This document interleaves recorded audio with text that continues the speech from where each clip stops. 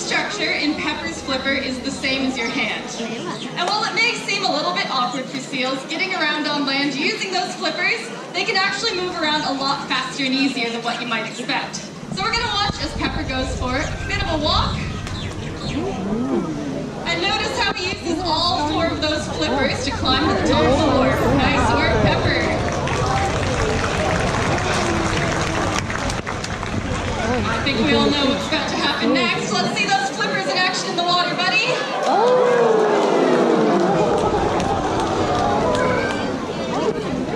Swimming around like this is a behavior known as porpoising. It allows Pepper to maintain that terrific speed while still being able to grab a quick breath of air on the go. This definitely comes in handy, especially when he's chasing down prey. Now seals, they aren't the only predator that we do have out there in our oceans. There's another one that's equally as important as our seals, but it is often a little bit misunderstood. And Pepper is going to give us a bit of a hint as to what that predator is. Yes, I hear a lot of you calling it out.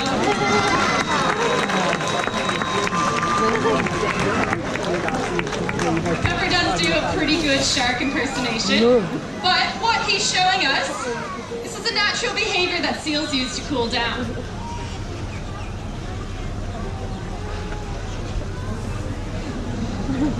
Now it might not look like it while he's wet, but Pepper's entire body is covered in a really thick layer of fur. And it's only those naked and hairless flippers of his that allow any heat to escape back out. Now Pepper's flippers are also very strong. He's weighing in nearly 200 kilograms at the moment, and he can support his entire body weight on just those 2 flippers alone.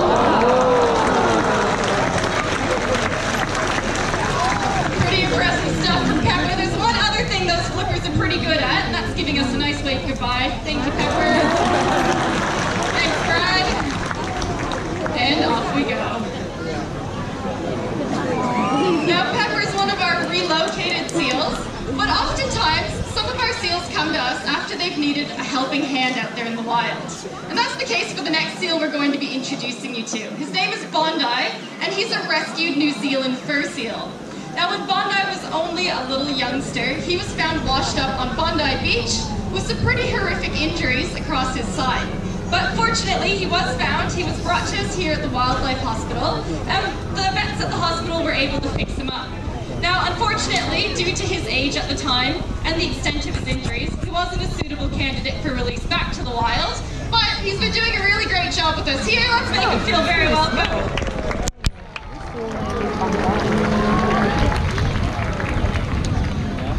Bondi's out here with his keeper, Rihanna, today, and they're working on a couple of new behaviors. Now, just like we saw Pepper doing before, our seals are pretty good at getting around on land using those front and rear flippers. It's a characteristic of eared seals. Now, you can see sticking out of each side of Bondi's head, he's got those tiny little external ears, and all the seals that we have here at the zoo are eared seals, so they all get around this way. Now Bondi's been practicing climbing all the way to the top of the wharf here. It's a brand new behavior for him, and it does take some time for our seals when they're first learning things to get comfortable with them. Nice work, Bondi. Now Pepper made it all look very easy earlier. He's been working on this for years, but this is pretty new to Bondi. So we do like to do extra repetitions with our young seals when they're learning new behaviors, just to make sure that they understand exactly what it is that we're asking them to do. But Bondi's already decided to move on to the next part of his training session today. He will be showing us what he's going to do with that net a little bit later.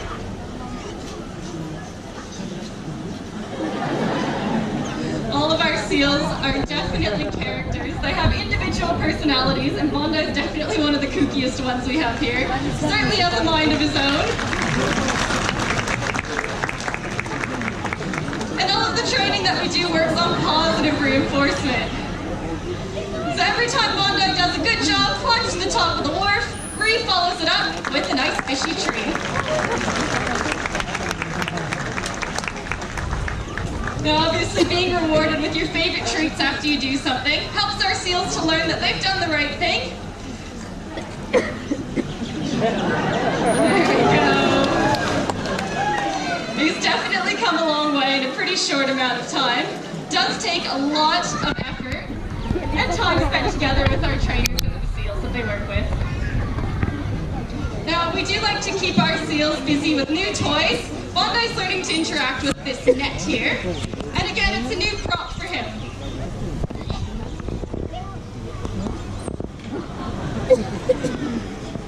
Now, believe it or not, sometimes our seals can be a little bit tentative when we put new objects around them. So we have to slowly desensitize them to these things. So we start off slow, just like we do with all of our training. Just getting Bondi used to being in the same vicinity as the net, giving him lots of fish when he does interact with it, just like that. Yeah, he's doing a good job. He's being very brave with the new toys.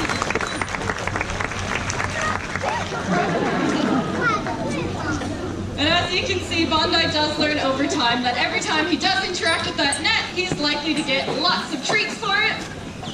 But what Ree wants to make sure of is that he's going for the net when he is asked. And that's the tricky part.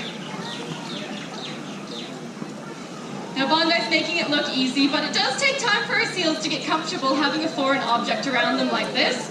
We always want to make sure that they're happy, they're comfortable, they're okay with what's going on, and if they're not, we just take a step back, start again, and try and get that positive association with the new object. Now Bondi's having a pretty fun time with this net today. That's because he's got Ree here helping him out, getting it off of his neck. Unfortunately, seals in the wild oftentimes do get tangled up in objects like these fishing nets.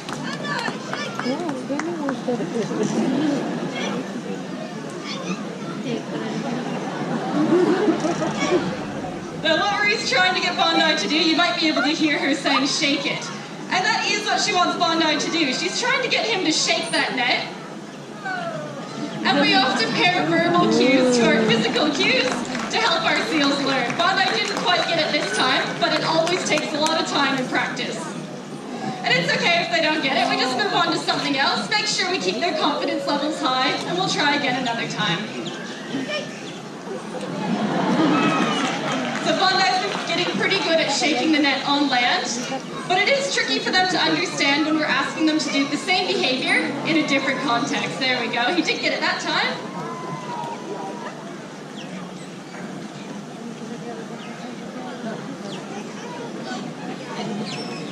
There we go. And you can see he does get closer and closer each time Ree asks. And eventually he will get the hang of it. Some of our seals learn faster than other ones. We never really know how it's going to go when we start training them with behavior. Each seal is different with it. There, nice little shake. Now over time, as Bondi gets the idea with what's going on here, he'll be able to swim the whole length of the pool, shaking that net back and forth. And it's a good educational tool that we can use to show the struggles that wild seals have with things like fishing nets that they do often get tangled up with.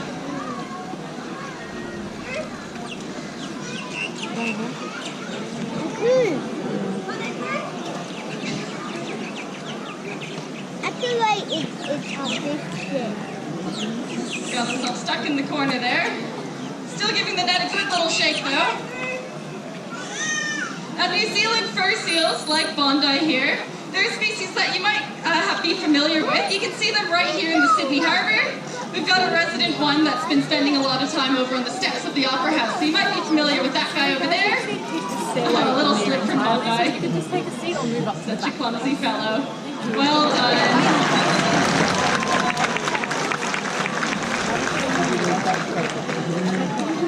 It's always exciting to see the progress that our seals make, especially when they're learning new behaviors, and especially when they're young like Bondi. They really are clever, and they can switch on pretty quickly, but it does take a lot of time and practice, as you saw. Now, we do work closely with our seals here at Taronga in order to promote a positive change for the wild. And working as closely as we do, well, it means that we're spending a lot of time with our animals, like you saw, in order to build up that trust with them and get to know them. And we would like to demonstrate that for you today. So for this next part, I am going to need the help of a volunteer in the audience. Lots of hands, wow.